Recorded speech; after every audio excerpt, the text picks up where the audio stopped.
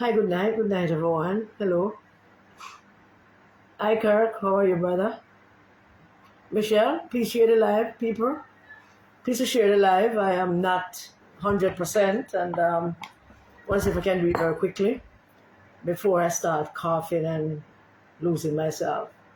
Hi, Yvonne. Good night to you, my darling. How are you? Princess, want to share the live? Hey, Michelle, share the live, share the live. Good night, Milton. How are you? Um, Share the live, please. Just share it and then come back.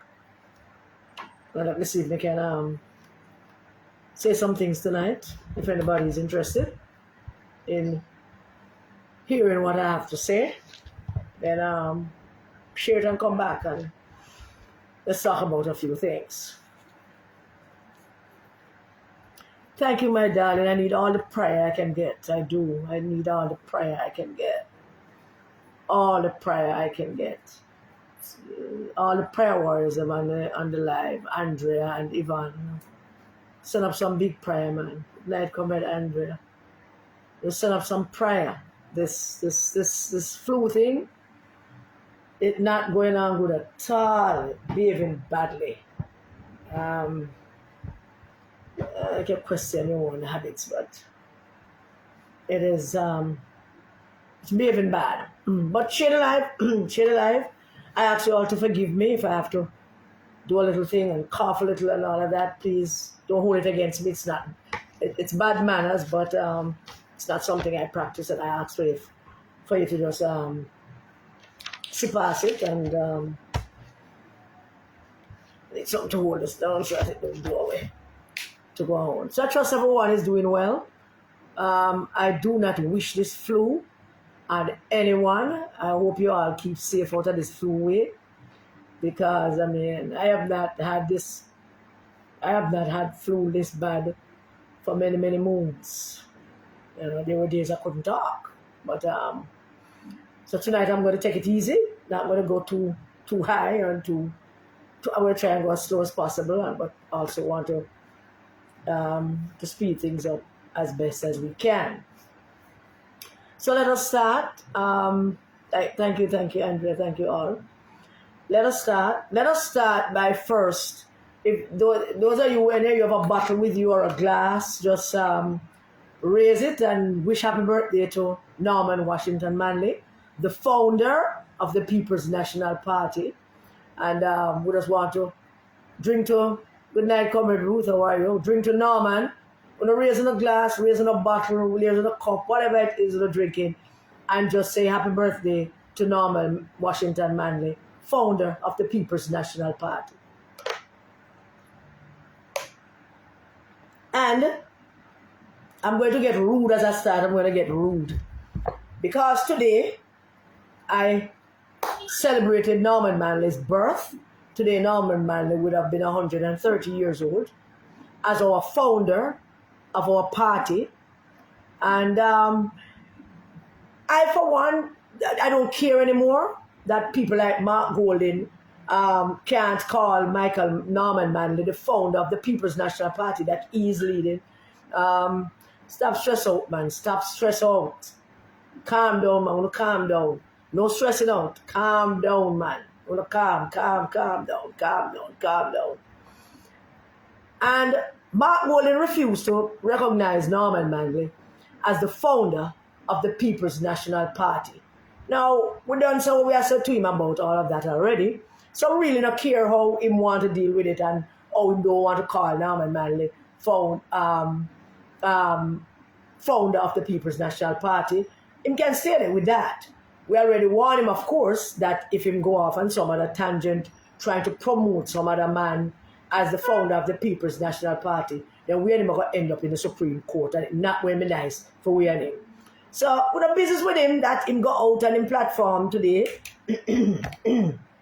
please forgive me, and him big up Norman Manley, visionary and all kind of nation building, but can't bring himself to say founder of the People's National Party. And that's all right. So today, on behalf of Norman Manley, his wife Edna Manley, his sons Douglas and Michael, on behalf of them, today I put a second post on Facebook, and I basically in that post tell Mark Golding and PJ Patterson figure their mama on behalf of Norman. So I hope them get the message. I hope somebody said it to them. Me, say Mark Golding and PJ Patterson figure their mama on behalf of Norman, Washington, Manley, Michael, Douglas, and Edna. So cheers to Norman. May his soul continue to rest in peace, and may his spirit visit us from time to time and remind us of why he founded the People's National Party. And let us keep in our hearts and our mind what Norman meant and what Norman intended when he started the People's National Party. When Norman Manley got together with a group of his crew up by John Blair and formed the People's National Party, founded the People's National Party, named the People's National Party, and launched the People's National Party as the People's National Party is a kind of flagship, a premier political movement for the entire Caribbean region, and in some parts of the world there was a time when the People's National Party is a flagship political organization. It has dwindled down to a little club with some scammers and drug dealers and half idiots in it, and it has dwindled down to that. But let me tell you, comrades, I have every faith and every confidence that one of these days, not very far from now, our party will return better than it ever was. It will return to its glory and better than it ever was, in spite of the damage being done by Mark Golding and his crew. So rest assured, I don't want you to feel disheartened and down by it all. I am not disheartened. I am not disheartened by anything Mark Golding does. Not at all. So let us start with the obvious things first. So we get Norman Manley's birthday out of the way, and we thank God that Norman Manley had the vision to form the People's National Party. And I want to remind you of one other thing about Norman Manley starting the People's National Party before I move on to the other thing. Norman Manley intended the People's National Party to be a movement of community grassroots people. That's what he intended it to do, which is why he set up a system where people in their various locale can get together and start a group. Them don't need nobody to tell them what kind of group them to form. Them don't need nobody to tell them who to be chairman. People just get together at them rum bar, at them shop space, at them yard gate, and them just start a little discussion and start a little group and register as a PMP group and do PMP work in the constituency, in them own area, in them community, in them yard, with them neighbors. That was the intent of Norman Manley and the group formation system when he started the People's National Party. As I said, I'm not so 100, so bear with me. All right? Now today, the party nomination process opened yesterday to nominate leader and vice presidents. And we are still hoping, we are very hopeful still, that some brave PMP member will step up to the plate and go apply to be leader of the PMP. Somebody, some member will be brave enough to go forward and put in that application and let the chips fall where they may.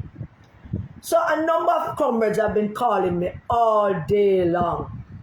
And it is surprising to me because many of these comrades are members of the NEC, delegates to the People's National Party, involved individuals in their constituency. And I told them I'm going to speak about it. As usual, of course, we're not calling about name.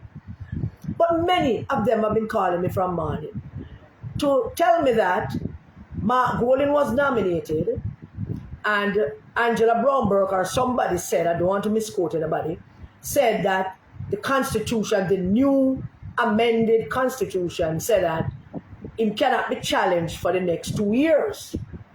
I knew that they brought something like that to the conference last year. And those of you who are complaining, and those of you who are shocked and do have an understanding of what they did last year, That's because you weren't paying attention. That is what happens every time you go to a conference and you're outside a drink and a chat and a hangout and rub shoulders with who you want to rub shoulders, networking, and you're not paying attention to what's taking place in the conference. Yes, they did.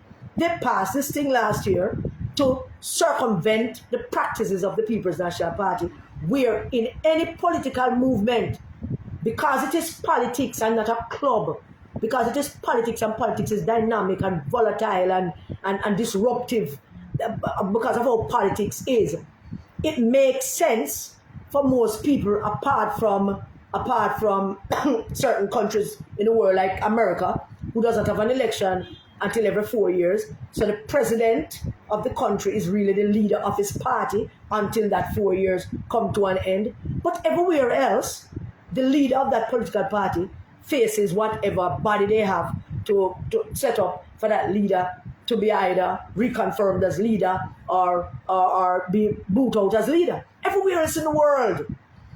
But Mark Golding, because of his lack of self-confidence, because of him looking afraid and him puny, and looking for the words, I can't find them, but he is fenke, and he lacks any kind of confidence. So he's not so sure he can trust the PNP delegates them. So from last year, them cook up this thing, and Paul Burke has control of the People's National Party constitution to do as he pleases, and everybody allow him to. I told him already that Paul Burke can just sit down in his yard, pan him computer, and change something in the constitution, and then go to the NEC or some meeting and pull some wool over somebody's eye and say, we had discussed this 2 years ago, or this was discussed 3 years ago. And he knows he can do it because he knows that you are not paying any attention. So he can do it, right? So while I was busy last year at conference, doing what I don't know, then pass this thing. And whether I agree with it, yes or no, however many people in the conference room at the time when it was passed, it was passed. And it's only a puny leader like Mark Golding would have want something like that, because he not no confidence in himself. And he know nobody will have no confidence in him. But the most important thing you must pay attention to as to why Mark Golding would want this to be the new normal, where he is not challenged for 2 years. It's simple. It's simple. Because he know that he is not trusted. He knows that nobody has any confidence in him and nobody don't trust him. And because he knows that, that is why he's making them moves there to ensure that people don't challenge him. But hold on the answers a little bit. Don't make them fool you. Don't make Paul Burke and Angela and Mark Golding them fool you about all of that 2 year thing. On any given day, at any given time, anybody from the NEC can write a letter calling for a vote to remove the leader. Let me repeat that to you. On any given day, at any given time, anybody, any member of the NEC can write a letter asking for a no confidence vote or a recall vote or a vote for turn over the leader. All that person needs is the letter and 25% of the NEC to go with it. That's basically about 84 people. So a letter writer and 83 people can remove Mark Golding anytime they want to. So I don't want to call and make it nice and get fussy. Don't get fussy. Him can be removed by the NEC. As a matter of fact, you can also go to the conference in September, and any group, any PNP group, any delegate can go into that conference on Friday, on Saturday, and start talking about this same thing about the 2 year thing, and call for it to remove if you don't want it to be removed. You know, I mean, no words with it, But if you feel like this 2 year thing is a ploy for Mark Golding to hold on to power, it's also a ploy for him to hold on to power. Let's say Andrew Oldest called the elections October, and him lose. Him would have want things him can stay because nobody can challenge him for 2 years. But him don't know how this thing works in politics. Him really don't know how this thing works. So I have to forgive Mark and Paul Burke and Angela Brown Burke are misleading him. So I really don't know about this thing that if the people can just remove him anytime they want to. 25% of the NEC can remove him anytime they want to. Them don't need nobody. They don't need 100 people. They need 84 people to remove him. One letter and 84 people are to remove him. Him trying to stock up on his power because he's afraid of the PNP delegates. And let me say now, if there is still somebody who feel that you want to put your hat in the ring and you want to go up to the party headquarters and apply for that position of party leader, I hear some talking about groups and the word for groups and them farm up and them have groups and them have groups. What's the matter with them? Nonsense. Absolute nonsense. Yes, them farm up group. Yes, there's a whole heap of group. But listen to me, PNP people. Mark Golding, Dayton Campbell, Ian Eels, to all of them, none of them don't control the PNP groups. None of them don't control the PNP delegates. The PNP delegates can go vote any which way they want, and no matter who pay for the group, no matter who make them chairman, no matter who give them money, no matter who pay for the transport. And I'm taking it easy. Them can do anything they want. So don't worry about if you want to apply to be leader. You want to apply for president of the People's National Party and you're afraid about the groups so them have. Don't be afraid. Them don't control nobody. Them cannot control a soul. Why you think them doing poll to find people to put in constituency? Because them can't take the PNP delegates and not taking no chat from them. So let me repeat to you. If there is a PNP member who feel very strongly about it and you still want to apply for the party leader, and you are talking about how much groups them have, how much groups them farm, don't be afraid of that. Come on, don't be, if you're not going to apply, you apply. But don't use that as an excuse. Them don't control no group that the PNP them farm up. No, them don't belong to them. I promise you that those groups don't belong to them. I promise you that the PNP delegates in those groups will take everybody money and they will go into that booth and they will mark an X beside the person who they best believe can lead the party to electoral victory. And I'm confident that that person will not be Mark Golding if there is somebody who apply. But I know that many of them don't have the confidence that I have. When God did agree with that, he called me up front and he overdosed me with it. And I know that it's come off as kind of cocky sometimes. I am not that. Alright?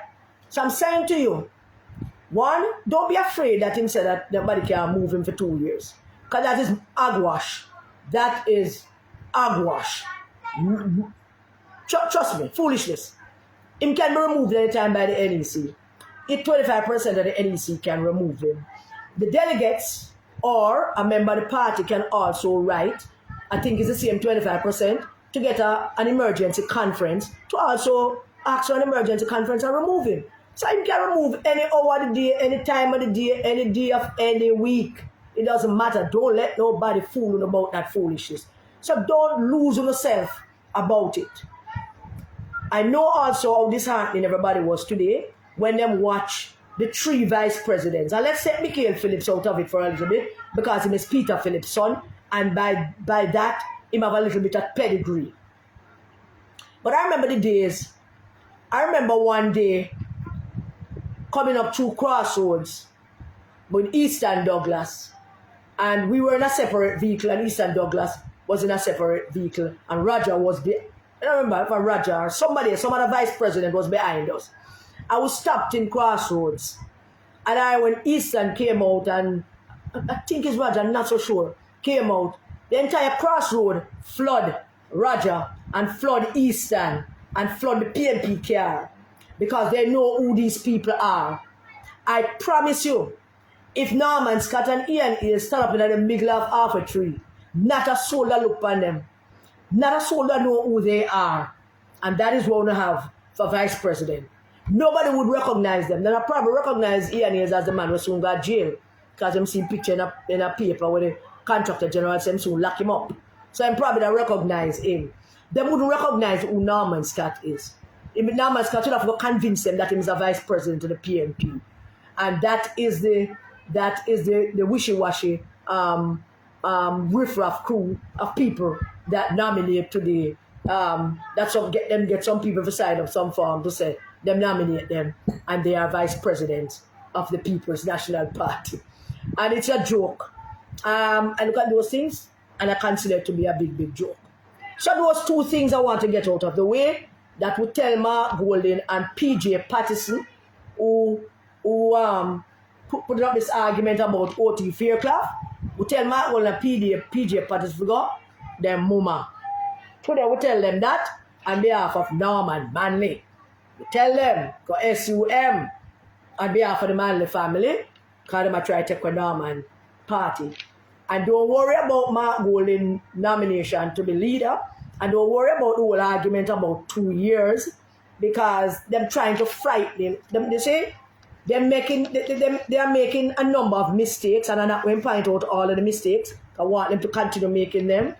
But what the most crucial mistake that they are making is that them underestimate you, the PNP delegates. Them think they not listen. Them think they not no sense. Them think them can't do anything wrong. When they go in meetings, they can because they not pay attention. But otherwise, them afraid of them afraid of like puss. And them don't know if you do, so them trying all kind of things to ensure that they don't have to vote against Mark Golding. So we take care of those two things. Let's move on now to the most interesting part of the evening. And I want to start this part of the evening. If somebody could just tag Dan Anderson for me, no? Sir Dan, Mr. Dan, the Dan. If somebody can tag him for me, please. I just want him to hear what I have to say. Somebody can tag the Dan for me, no, please. Because I am somewhat bewildered, mystified even, by Dan Anderson's actions as a so-called fair and balanced pollster. And it's beginning to worry me. And I am not yet, well, let me say we are not yet, the resistance, we are not yet ready to call his credibility into question. We are not calling his credibility and honesty into question yet. We are not branding him and labeling him yet. We are not disrespecting him yet. But we want to call him up tonight and make him put up his hand. Because we have a couple of things that we don't like to say to him. So Dan, the first thing that I think I need to say to you, let me make sure that I have it right, come and make notes because my head I get a water. All right, got it, good. So Dan, you went out, Dan Anderson, and you did an poll for Mark. And here's how we think that all went down. This is what we think. When the Prime Minister announced the salary increase for the members of Parliament, there was a big furore in the country. People were protesting left, right, and center. Everywhere there was a protest. For days, there were protests from various groupings of people. Some groups don't even know who they are, but people were protesting. Everybody was running up their mouth. Everybody was having a moment where they believed that the increase for the salaries of members of Parliament is a wicked and dreadful act.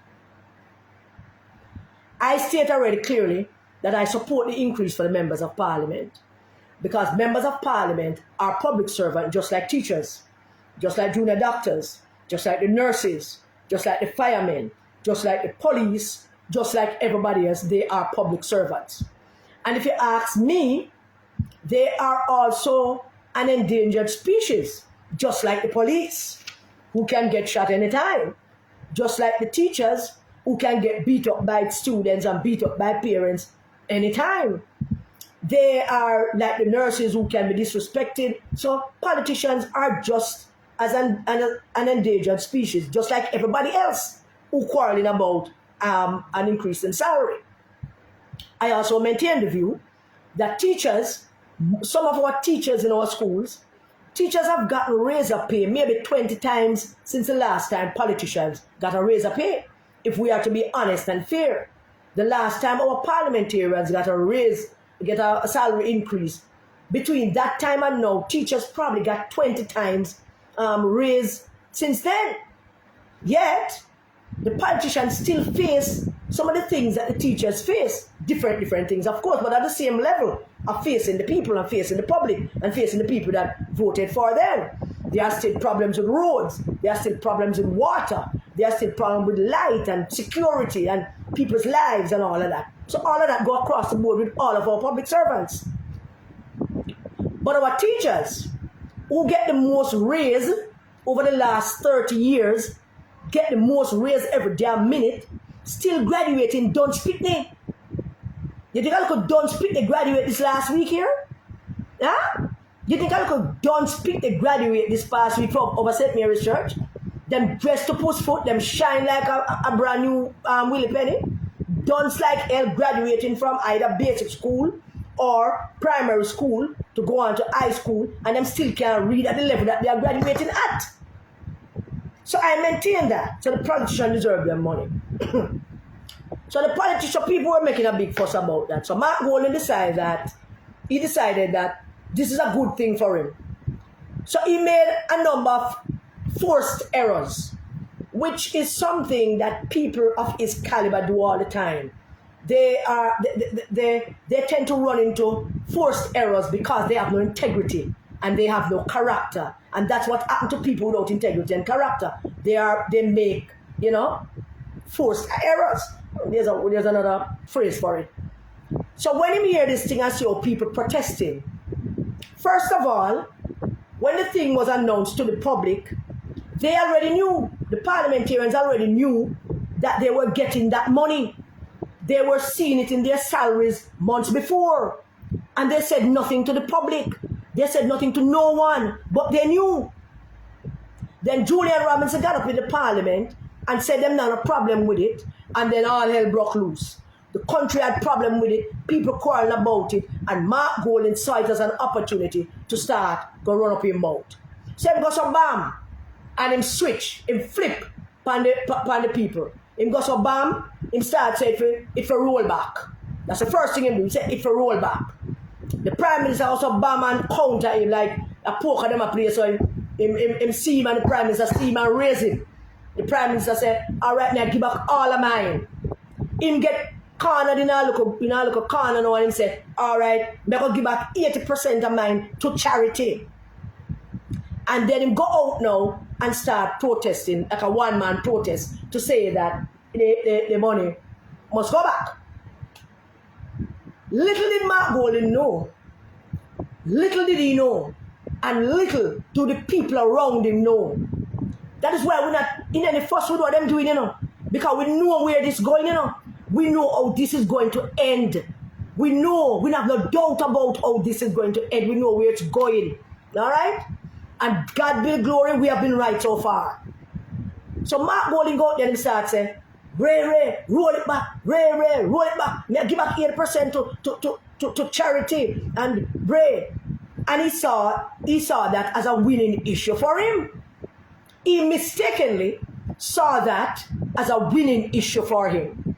Now, some of us in the leadership of the resistance disagree. Many people disagree with me because I believe it was never going to be a winning issue.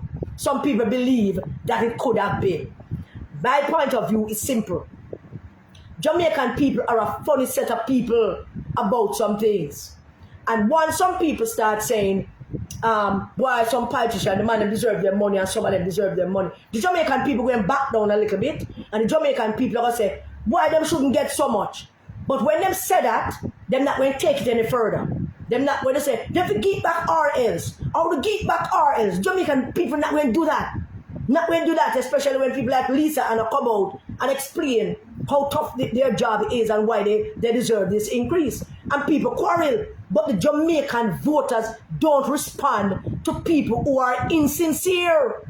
They don't respond kindly to insincerity. They don't respond kindly to people using their plight and their voice as an opportunity for political gain. So that was never going to be a winning issue for Mark Golding. It never was going to be. But him go out there and him start make a fuss about it. Just as him start make a fuss about it, him send the Dan out. Him call up the Dan. And him say to the Dan, say, boy, this look like him and Dayton and Angela must get together and say, this look like a winning issue, you know. Yeah, man, I eat this. We're going to just go there, and every protest I keep, I'm going to go, and I'm going to say, them to roll it back, and I'm going to say, I give back 80% of mine to charity. Yeah, man, that's what we're going to do. That's what we're going to do. So meanwhile, him I do that, the Dan go out, go do him poll. So him supposed to have said that, and the Dan supposed to have polled people to say how people feel about it. That's basically what the plot was. So the Dan went out, and Mark out there talking about rolling it back, and he might give up 80% of fee moon and all the rest of it. In the same week, that same period of time, that him doing all of that, and the Dan going out and doing the poll, it's the same period of time that I spoke about the last time, when he was busy talking to other people about bringing everybody on board and shutting down the resistance to him and getting people to support him and go out there and start parrot the party instead of beating him up. So it is a whole configuration of things that was coming together that he put together, him and his team, and them thought that that was going to be a winning issue for them. So the Dan go out, and the Dan did the poll. And Mark out there saying that them for roll back the salary increase. And the salary increase thing not picking up the steam.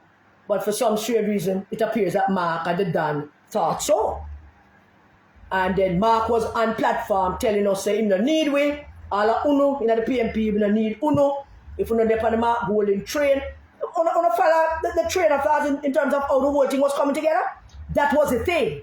In find a winning issue, and the winning issue was supposed to be the old salary rollback thing. So now we might go out there and then going to find people who are going to say, yeah, I'm right, and they might going to like him, and they might going to shut up in the pool, and him can run we and tell us to go on our business. So the whole thing, the whole configuration of things that come together. So all of that come together. Lo and behold now, the Dan come back with the poll. And I'll address the Dan first before I go to Dayton and Mark. So Dan Anderson come forward with a poll, and because of how it got away from them in February, they thought that they want to control the narrative of this one, so they're going to control it. And they print up them thing and do them little thing, and them had this big press conference. We're coming back to the Dan, you know. And they had a big press conference where them start to outline the poll. And Dayton Campbell, that lying riffraff piece of crap, had kind of lay off because somebody very important in this country had asked me to just lay off of him for a while. And I did. I'm still going to lay off, but not for this. Not for this. That piece of riff-raff crap went in the PMP. We're back. The live break, and we're back. I don't know what happened. So, maybe Dayton Campbell leave the thing alone. Make me talk about what you do. So, Dayton Campbell went into Norman Manley conference room and stood there looking all smugged and terrible, still can't look like a general secretary, still can't speak like a general secretary, still can't command the attention that a general secretary should. Stood there, him, Mark and Angela, just the three of them, look like the three stooge. I mean, Curly and Mo would be ashamed of them. The next one name again, Curly, the next one name, the three stooges.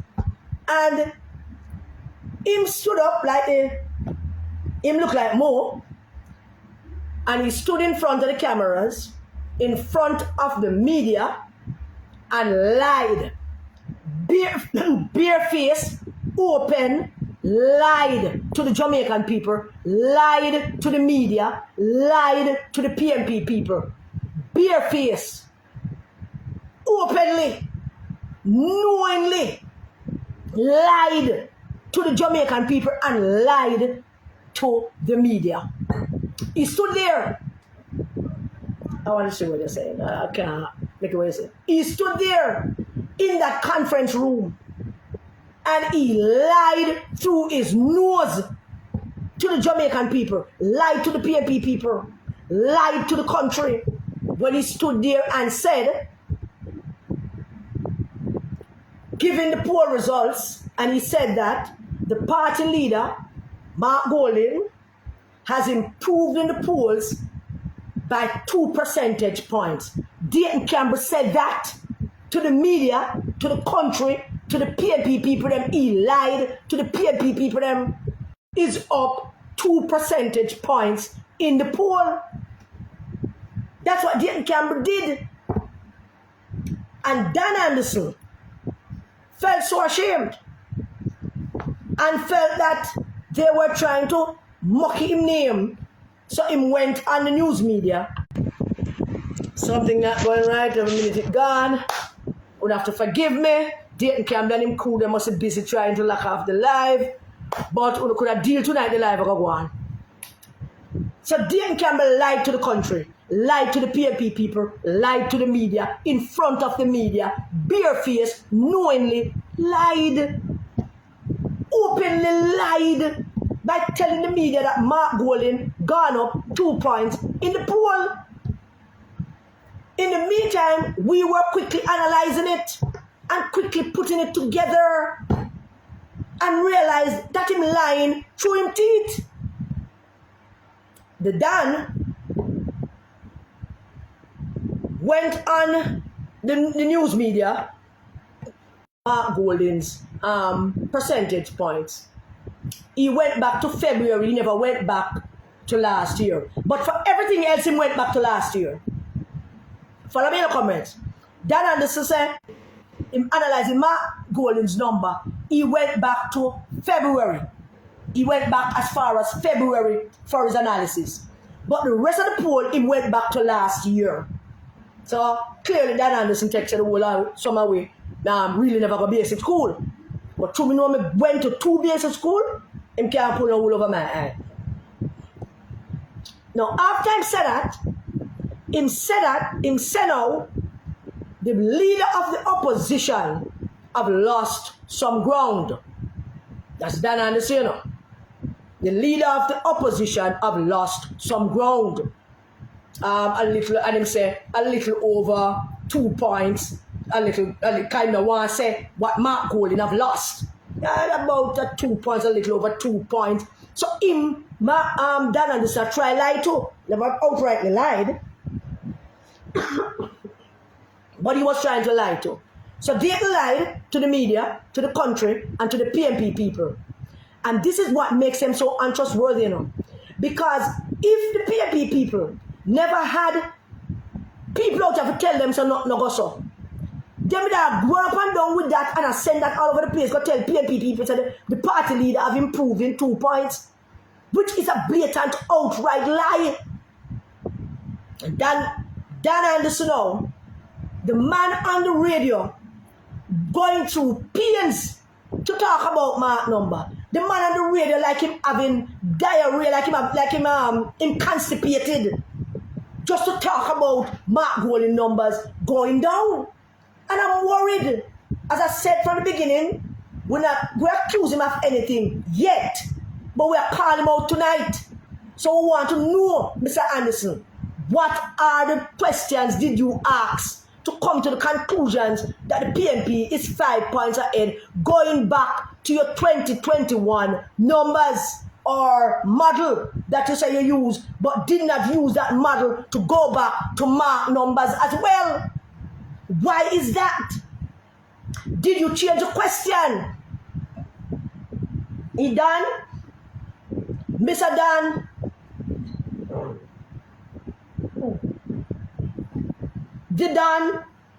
Did you change the question? Did you change the way the question was asked so that you could go back to 2022 for the party numbers, but you only go back to February for Mark Golding numbers?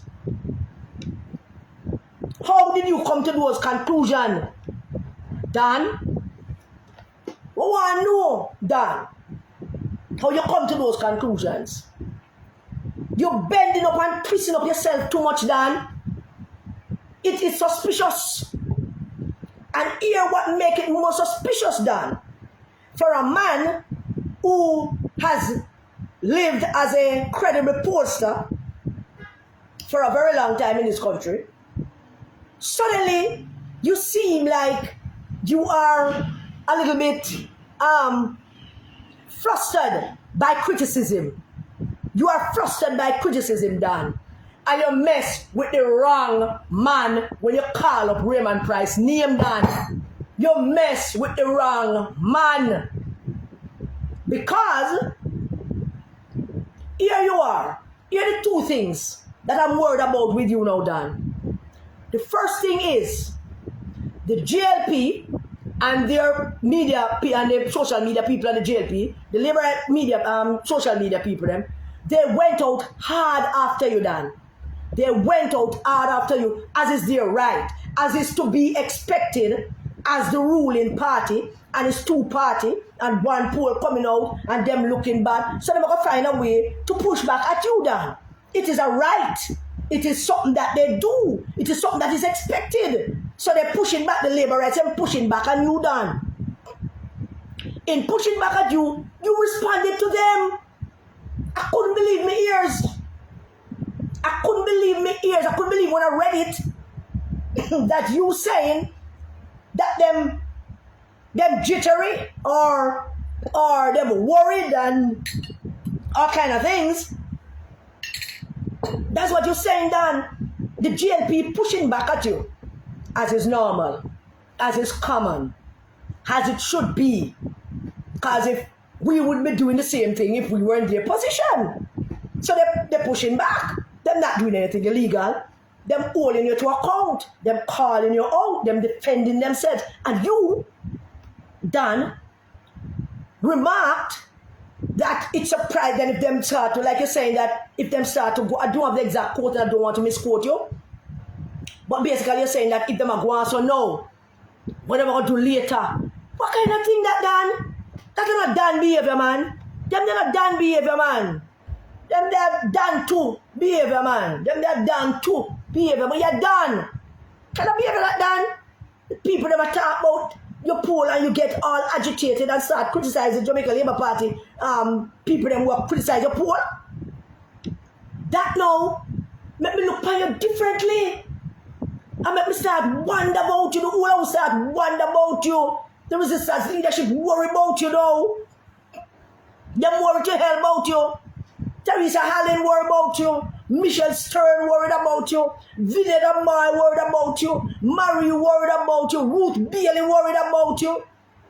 Richard McFarlane worried about you. Princess worried about you. Richard Bagby, everybody worried about you. Sunny Diaz worried. She doesn't worry over you. She want that walk one with the Dan. So we're worried about you, Dan. Because you're not only pushed back on the JLP, who criticizing your poll as rightfully as they should, who owning them own argument and setting them own narrative as they should. And you're not only pushing back at them, Dan, you made the colossal mistake, Dan, of pushing back at Raymond Price criticism, which was not of you. Raymond Price is a former member of parliament, former deputy general secretary of the People's National Party. On a political platform, he made some remarks. And one of those remarks that he made is something that the resistance have been saying for a while. He said that the JLP losing voters, but the voters not flocking to the PNP. What's wrong with that, Dan? That is a true statement. Last February gone, Andrew Holness lost 13 points. Mark lose 3 points of him one. Mark never get none of Andrew 13 points. So what did Raymond say that was wrong?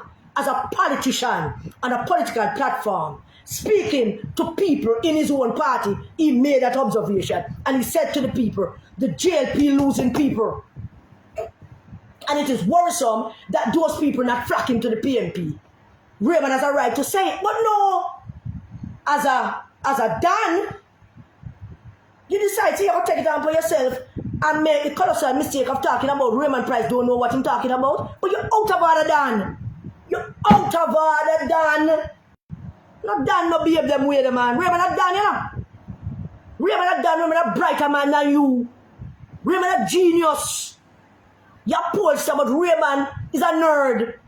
Raymond is Einstein and all them other man wrap up in a one. Looking stupid and nerdy and trying to look like him a hot boy. But him still nerdy. But Raymond a brilliant, genius guy. And you sit down there come talk about Raymond Price, don't know what he's talking about. Of course he knows what he's talking about, Dan. He say people leaving the JLP, but nobody now come to the PNP. And that him say. But here's the problem why the whole of the resistance leadership worry about you now, Dan. Here is the reason why we're worried about you. Those two interventions that you did, like blasting the JLP social media people them, and attacking Raymond Price, those two things that you did, make us no wonder if you're doing more than polling for Mark. Are you now the marketing manager for Mark Golding Inc.? What are you, Dan? Are you looking at seats? What exactly going on with you, Dan? Are you marked marketing manager? Because on the program with Cliff Hughes, you sound like a marketing manager to me. You're basically trying to convince everyone that yes, the poll is just a snapshot in time. We all know it is a snapshot in time. And we mustn't take it as hard and fast. Yeah, we know that. We're not that done. So basic school will go. Them teach us how to counter basic school. We're absolutely certain about that. And we know the poll is not hard and fast. We know it's fluid. But Mark Golding went into your poll where you run up and down with him because he make up nice about salary increase. And you convince him it's a good thing for him. So he went into your poll with 14.7% of PNP people. And he came back out to 12.1% of PNP people. And you never even go back as far as last year. So I am left to assume, we are left to assume, that Mark Golding is probably about 8%. Come answer that, Mark. Come on, Dan. Put up your hand, man. Put up your hand, Dan. You're Dan, man. Somebody tag the Dan for me, no? Link up the Dan for me, no? Send it on to the Dan, because I want to talk to him. We're worried about you, Dan. We're worried about you. You're attacking the JLP people them on social media, and I'm defending them. Why am I defending them? I'm defending them because they are not leaders of the JLP. They are not members of parliament. They are not ministers of government. They are political activists and supporters and members who are defending party. And them doing what every one of us on social media doing. Defend something. And them have a right. When Nestor Morgan said, you can't go worry about that because he must speak on behalf of the government. But you can't just go there and make them blanket statement there about JLP sound like they're doing a little thing that them sound worried. I don't sound so worried. And Raymond Price don't know what he's talking about. You're out of order, Dan. You're very out of order. I can't begin to tell you how out of order you are, Dan. You are not living up to your reputation. And your reputation, Dan, is in serious tatters right now. Because we have questions about this poll, this mystery poll. It's a very mysterious poll. But as I said, we're not accusing you of nothing yet. But it's a mysterious poll. And we want to keep you honest. So if you work for Mark Golding otherwise than just doing a poll for him, though I know how these things are done, I know the money thing can blind people. I know that Mark Golding them have corrupted people within our party with the money thing dazzling. and the power thing, dazzling, whatever it is that they are giving to you, resist it and keep your credibility. It works much more than that. Trust me on that, Dan. It's best to be hungry than to sell yourself to them people you're done. And you're not going to be hungry. But it's best. It's best to have it. But you're not sell yourself to them. It's best that way. So Dan, you need to apologize to Raymond Price. You owe Raymond Price an apology. Because you're out of order. The man was on a political platform talking about him party. I don't know how you get into that. And them things that make me wonder about you and Mark, because how you get in the PMP business where they talk about Raymond Price don't know what I'm talking about. Raymond Price never call your name. Raymond Price never mention nothing about a poll. He never call your name. He simply made a point to the PMP people. He said the JLP losing people. People leaving the JLP, which is true. And then he said they're not coming to the PMP, which is also true. How you get into that, Dan? How you get into that? That you have met them kind of remark about Raymond Price. You come on behaving like you're a marketing manager. Dayton Campbell lied to the country, lied, bare-faced lie to the media. A long time here, so the same lie, you know. Long time. Lie to the media, lie to the PMP people them, and lie to the country. And I'm fully expected that the PMP people them are going to run, they're going to say, yeah, Mark gone up, yeah, Mark gone up.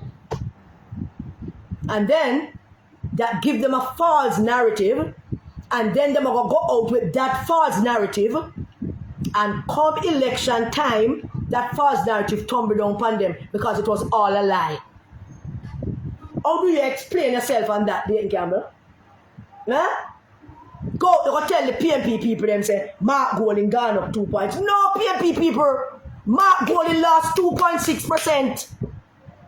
He lost 2.6% of the PMP people of the 14.7, which means now that that 88% of the PMP people them don't support Mark Golding. All them have no 12.1. 88% of the PMP voters them do not approve of Mark Golding. And that's the long and short of it, where that is concerned. Because he lost 2.6 percentage points, and all of that are PMP votes. So all the run up and down, what I do? I talk about the salary increase for members of parliament. Never help him. Him got to raise the roof, and it never help him. In spite of that, him lose PNP votes. Dear God, what's wrong with you? In spite of the fact that him out there beat up him gum, said him for roll back the money, and him a give 80%, or let me pass about the 80%. On the rope in South St. Andrew people there for me. On the tag somebody in the South St. Andrew. The rope be the tag up South St. Andrew for me now. Let me ask South St. Andrew something.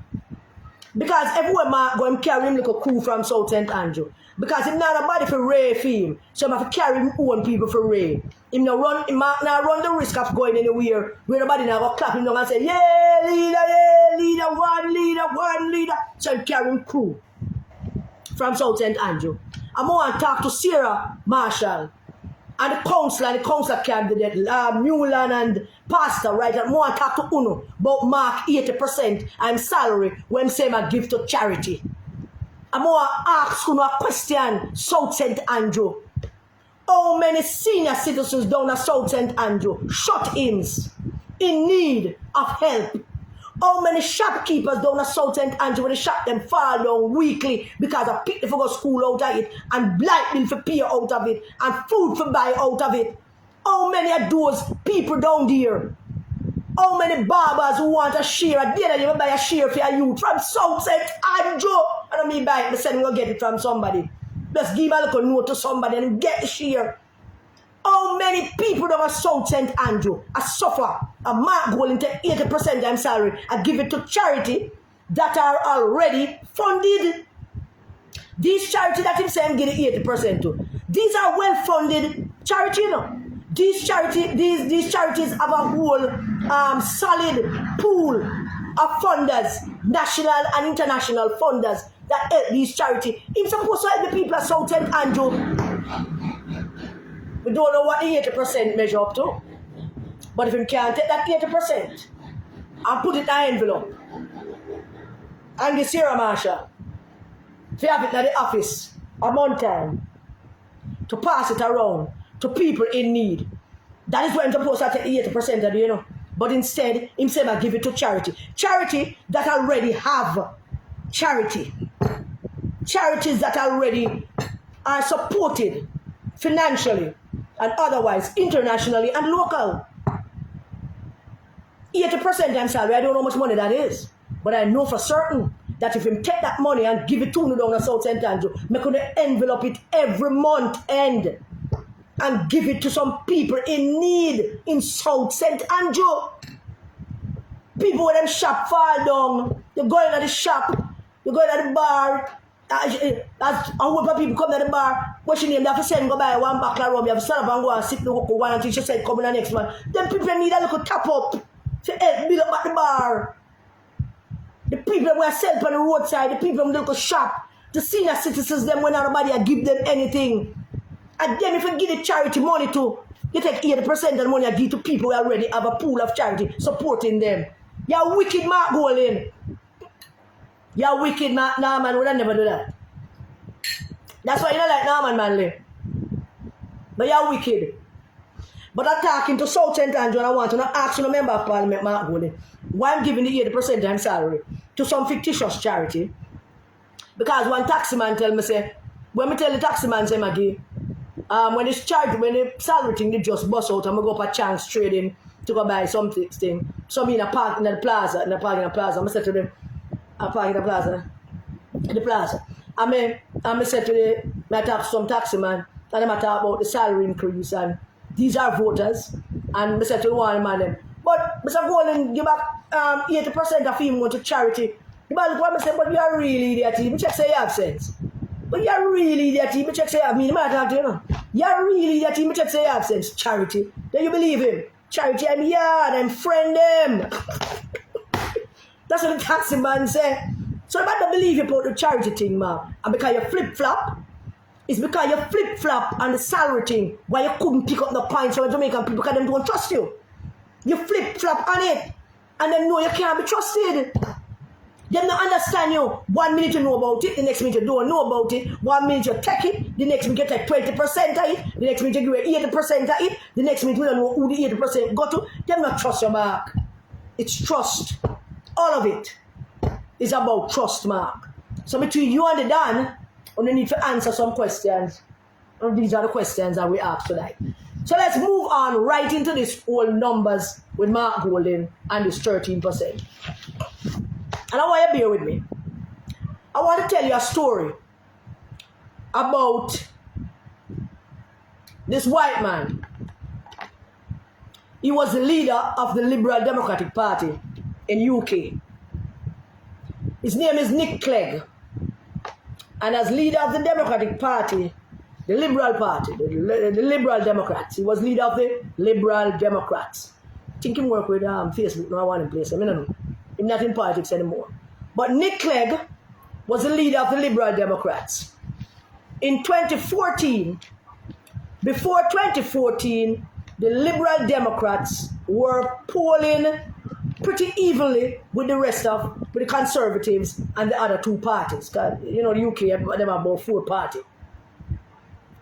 But Nick Clegg was the leader of the Liberal Democratic Party. And in 2014, they did a poll, and that poll was a year before the 2015 elections. And the poll says that Nick Clegg, the leader of the Liberal Democratic Party in the UK, had a 13% approval ratings from the voters.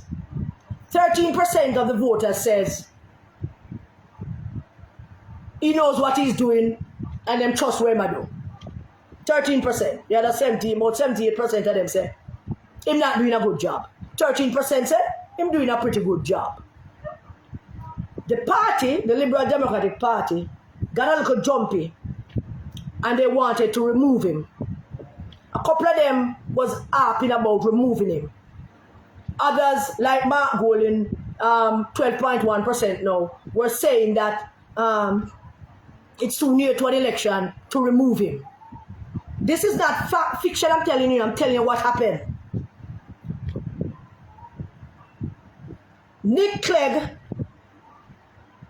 is an arrogant piece of crap. He is a charming man, but he is an arrogant piece of crap.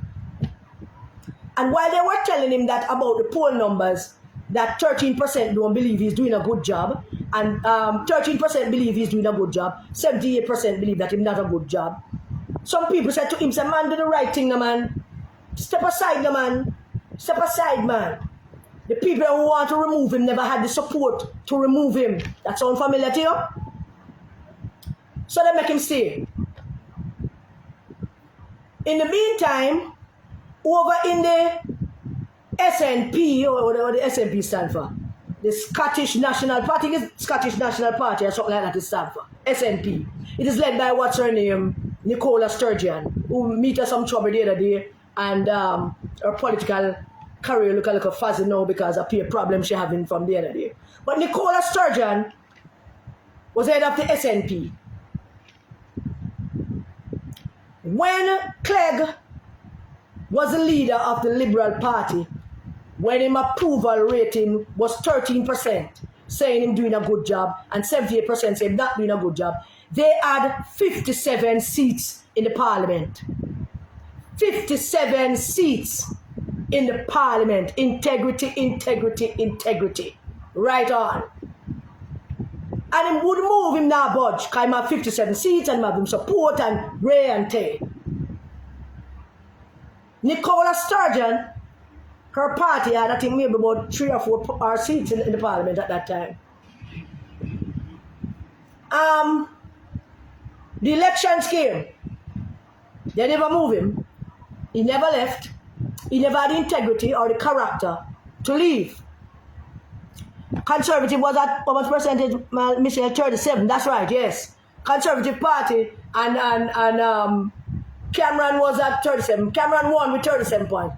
That's the point, yeah. But the Liberal Democrats came fourth, right, Michelle?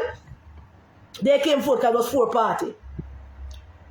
Nicola Sturgeon had about four seats.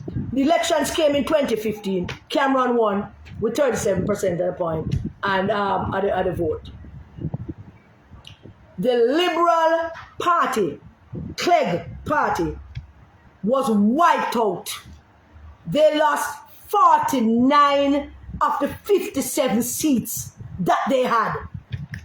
Wipe out totally in 2015. They had 57 seats. He was at 13% in the poll. Said that him doing a good job. And 78% said him not doing a good job. And in 2015, the voters of the United Kingdom wiped them out clean, left them with 7 or 8 seats. In the meantime, Nicola Sturgeon Party picked up 49 seats. And you're going to ask me what's the significance of that? She picked up 49 seats. She led her party to pick up 49 seats. And she was not a member of parliament. She did not run a seat. She was the leader of the party and she did not have a seat. And she never offered to run a seat. Instead, she managed and led her party to a resounding pickup of seats.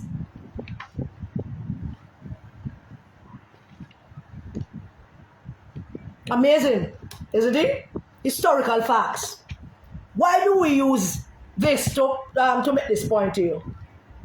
Because this is Britain, this is Commonwealth, this is Scotland, this is Britain, this is Wales, this is all of it. They vote the same way like we, they think the same way like we do. They are quicker to remove people than we are, as is evident. When Clegg left, Miliband and Clegg, I think it's Jeremy Corbyn now, who is also facing the same fate that Clegg left. He had to leave his party and left politics after that. Can't show him face in politics after that. Total wipeout. Why am I making this point to you, the PNP people? Is this. I have always maintained that is not popularity win elections. Let me repeat this to you. It's not popularity win elections. If popularity win, if it was popularity that wins election, PGA wouldn't win none. Because he was never popular. If it was popularity that wins election, PGA Portia would have never lose none either. Because she was very popular. The point I'm making to you is this. Mark numbers keep going down in the polls. It's not because he's not popular. He's not popular. But his numbers does not reflect popularity. What his numbers are is people saying whether I'm doing a good job, yes or no. That is what the numbers are. It is those good job, not good job numbers that then set the tone for the popularity thing. Portia, in 07, the poll was very clear. She wasn't doing a good job. She was very popular. But the poll also said that the Jamaican people felt she wasn't doing a good job. As Prime Minister, she had gotten the Prime Ministership in 2006. And now she's going to face the voters. And the poll was saying she wasn't doing a good job. But the poll was saying she was popular. But she wasn't doing a good job. And they kicked our butt out of office in 2007. How did we turn that around in 2011? By Portia start doing a good job as leader of the opposition. By the coming together of our party. By the unification of all minds. By the bringing together of everybody that is out there twisting in the wind and everybody having an idea about something. By that, that's all coming together. Peter Phillips as the campaign director, Starboy, KD Knight, and lead the road team. Everybody out there, everybody have a message. You for talk about that, you for talk about that. Bust a roll out of every place. Unified team. And then the Jamaican people saw that Portia was doing a good job. And they swept us back into office in 2011. Because that is how the Jamaican people felt. They felt that Nick Clegg was not doing a good job. I tell him he's a charming man. He could charm, him come in, he could sell highs to the Eskimos. The way I'm charming. But he just wasn't doing a good job. Mark Golding at 18%. Today somebody put something in one of the groups and said that Mark Golding toured the country 30 times. I think it's Larry, you know. Said Mark Golding toured the country 30 times, and each time him toured the country, him come back with 1.65 percentage. For him to reach that 51%, that 50 plus 1 percentage that him setting on everybody, that threshold that him setting on everybody, he would need to tour the country another 32 times. Larry is bad. But what I'm saying to your comment is this. It will never be popular. Ever. All you want him to be able to do for the country to say is that him doing a good job as opposition leader.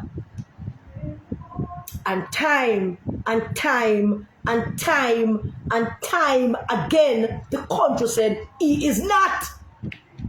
18%, 17%, 14.7%, 12.1%. Him not doing a good job. Every time him go out there, him lose the PNP votes. Oh, God. Every time him go out there, him go tour. Him and the Dan in a various places do poll for him while him flipping and flopping and going all over the place about salary increases and roll it back and joining people protest. And at the end of it all, 2.6% of PNP people left him. At the end of all of that, 2.6% of PNP people walked away from the PNP because they say he's not doing a good job. And not popular, he's not popular. He will never be popular. We just need him to do a good job. And more people are saying that he's not doing a good job.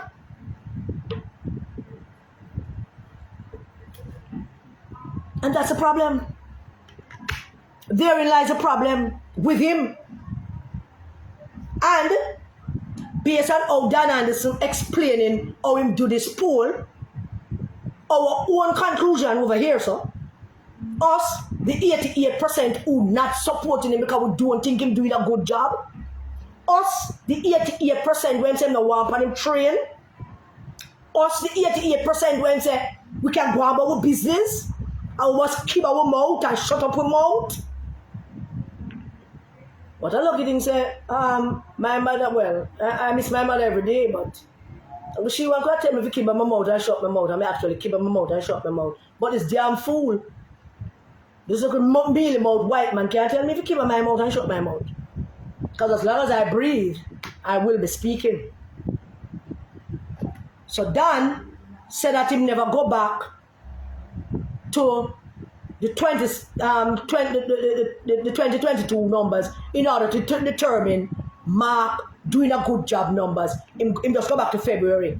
And if him just go back to February and Mark is at 12.1, then as somebody who went to basic school, two of them, I am going to assume that had he gone back, it could very well be that Mark Golding would be about 8% in the pool. And that's a reasonable conclusion I believe I can draw. That he probably is about 8% in the poll of Jamaican people who believe that he's doing a good job as leader of the opposition. So, the PNP MPs, you can sit down there with him. You sit down there with him just like how the 57 sat down there with Clegg. And 49 of them had to go to them yard at the end of the elections. And we already know that at least 6 or 14 now not going back, not going to see back that parliament if we're going to election with Mark. We know that for certain. That's not guess. We know that for certain. Just like how I know for certain that if we poll him again in the next 3 months, it will be about 5 points. Now, the good news in all of Dan's poll is that the party is 5% up. And as I said to the Dan, we're not questioning your integrity yet. So I'll take that 5 points. I will take that 5 points. I will spin it around in every way that we possibly can for the last couple of days.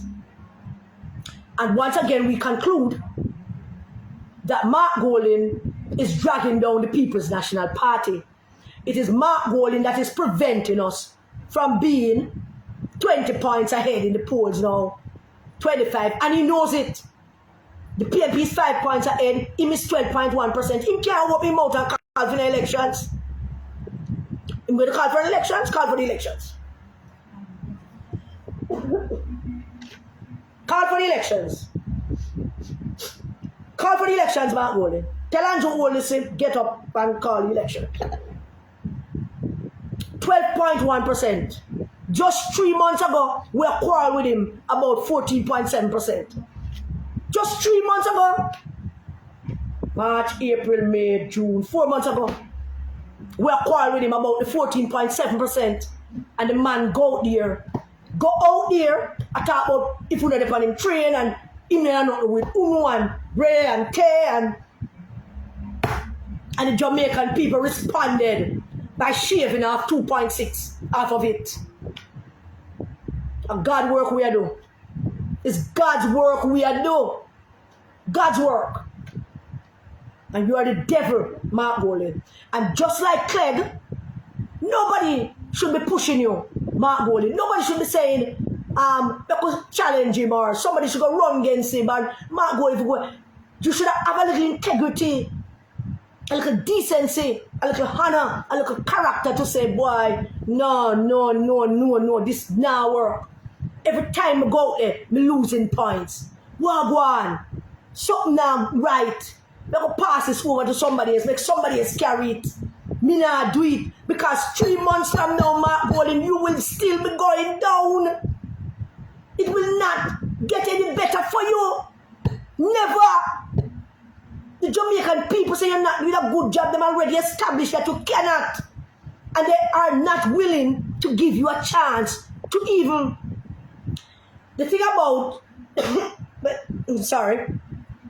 The thing about when people make up their mind about you, Mark Golding, and Michelle was reminding me of our old-time people, our old-time, my mother, her mother, and me and Flowers that talk about it, or our parents, them.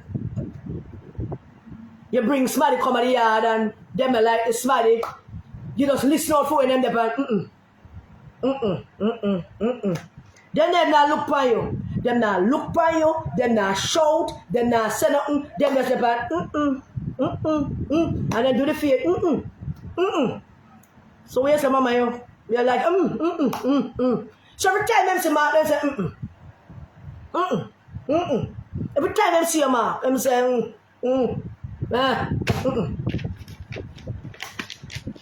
It will not get better for your Mark. And you don't have the decency to do the right thing. And that is why you're going down in flames.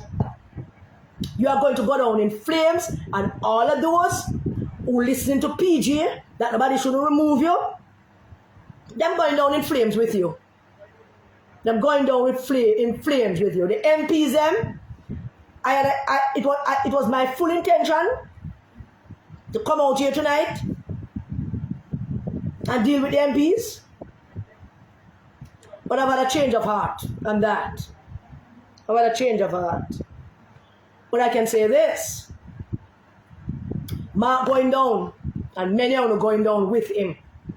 He will not be the only one going down. Only will be going down with him.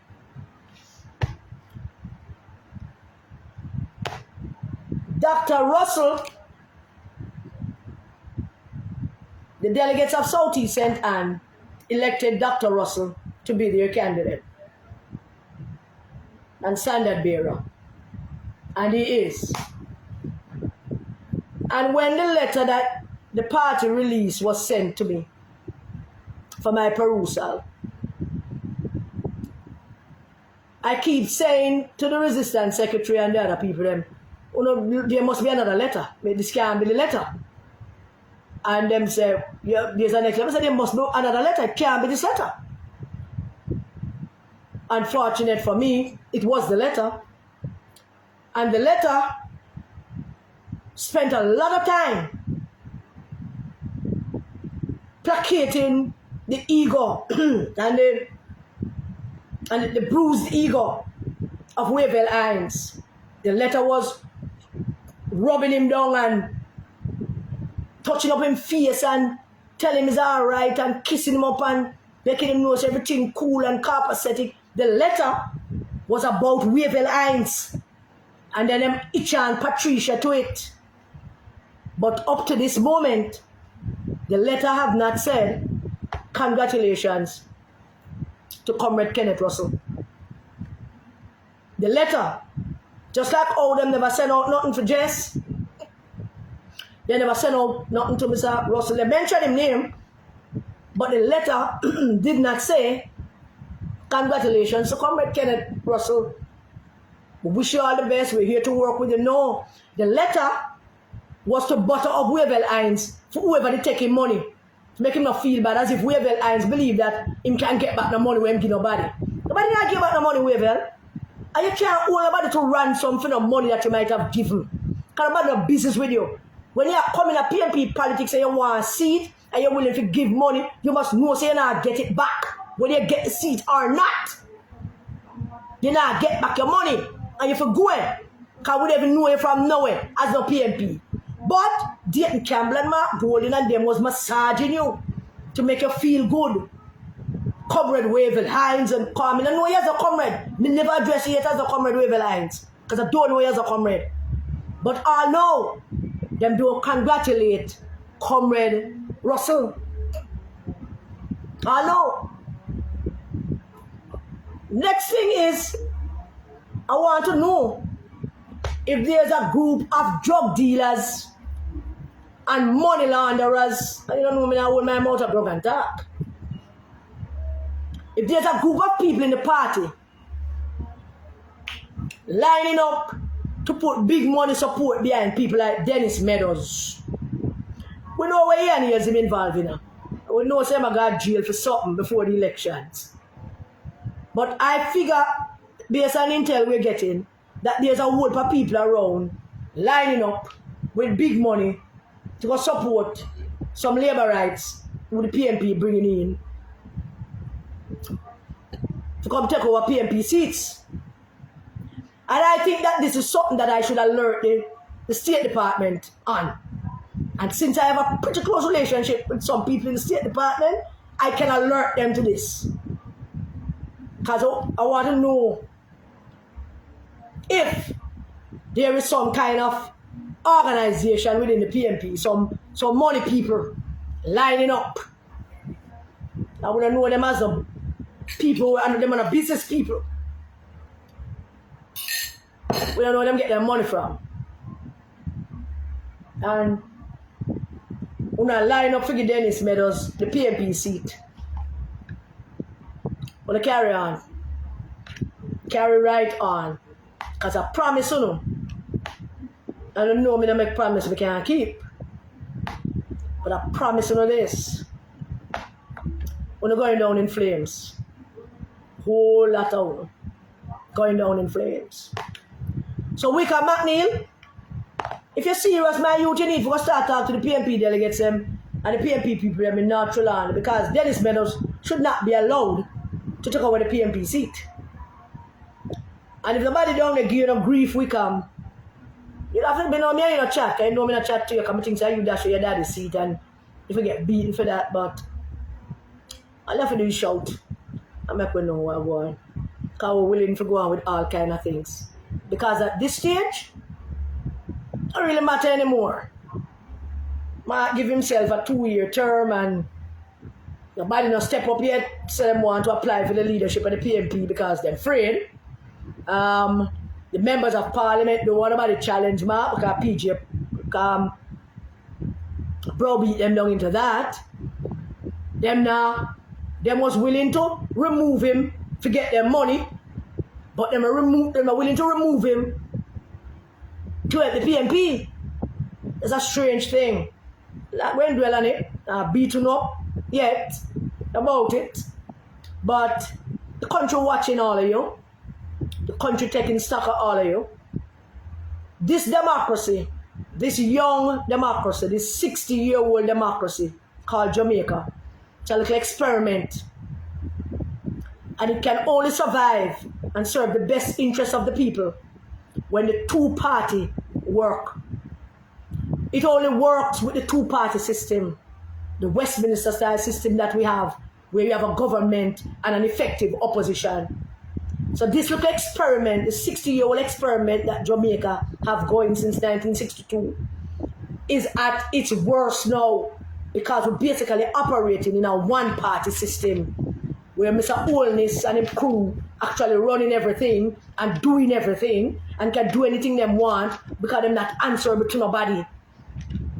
And the opposition party, each individual in King Charles III Parliament, sitting in King Charles III opposition benches, behaving as if they represent them families and them friends and themselves, and them not behaving as if they represent the Jamaican people who elected them.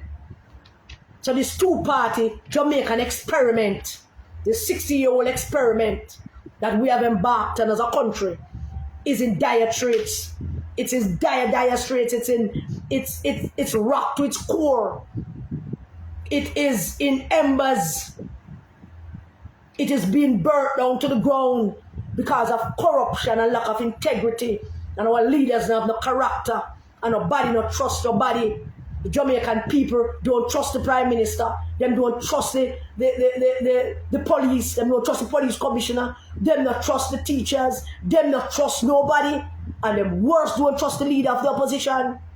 Because of all those people, all of them people, they're poll higher than the leader of the opposition. So with all the mistrust that they have of those people, they don't trust the one person, the one body of persons that was supposed to be able to rescue them from that other body. They have the least trust for that body. The very least trust. They don't trust the Prime Minister. They don't trust the ministers of government. They don't trust the police commissioner. They don't trust the teachers, the president of the Teachers Association. The teacher, they don't trust him. Nobody not trust nobody. And the person, the other half of this democracy, the 60-year-old democracy that is called Jamaica right now, the other half of that who's supposed to rescue them from that, have the least amount of trust. The very least. And people are talking about we must put things aside and we can work together to defeat Andrew Holness. I am still waiting for you to tell me how. As when you tell me how, we can talk, but I'm still waiting for you to tell me how the 88% of us out here going to put our differences aside for the sake of the PNP to defeat Andrew Holness. How? Simple answer. One word, how? How? By we stop talking? We can't stop talking. It is our job that has been the most important job so far. If it weren't for us on social media, the PNP people them would not have been re-educated about what them rights and them responsibilities are to them party and them community and them country and them family. That's our job. God-given job that was given to us to carry out. I'm sure I won't be able to talk tomorrow morning. But that is what we are doing. We take our job very serious. So Dan Anderson, if you don't want to talk to me, you can link up Michelle Stern or Vinetta Moy, Marie Allen. You can link up Teacher Ruth Daly, link up Teresa, link up Richard, link up Princess, link up Bygrave. You can Woodstock and link up Anika. You can link up anybody if you don't want to talk to me. But as I said, Dan, we have some issues. I want them iron out. Are you out of order in Raymond Price? You better see Raymond Price and call him one away and give him a talk. Link up Sunny Days if you don't want to talk to him. Because she knows to interview people. You can link up any resistance leader you want. Dan, you don't have to talk to me. I don't particularly want to talk to you. Because there are some things I'd like to say to you. That's what I say on social media. Because as I said, we're not ready to go there yet. We'll give you some opportunity to clear your head and to level off and see if you can find your feet again where we can trust you as an impartial and fair and honest and decent guy and not some guy working for Mark Golding and get carried away with the dollar signs and not doing the right thing. But that is where we're at. Don't come out here, come beat up the PNP people when they talk about PNP things and leave labor rights alone, make them talk about anything they want to talk about. They have rights to speak just like everybody else. You go like you want to talk about polls. And you go like you're brighter than everybody else. You need to shut up your mouth and do something bad about people. Seriously, Dan. So, that's basically where it's at. Comrades, let me see if there's anything anybody else want to. No, sorry, the resistance that we're starting a war with the Don because we have good respect for the Don, but the Don need to come clean. That's all we're saying, you know. Him just need to come clean. So that's basically it. Is there anything else, guys? We're going to call today. Hey Chris, how you doing, brother? Thank you all for joining me. Thank you very much. Thank you all for the prayers. Clearly working. God bless you all. Everybody stay safe. And please, let's keep the children safe. Good night.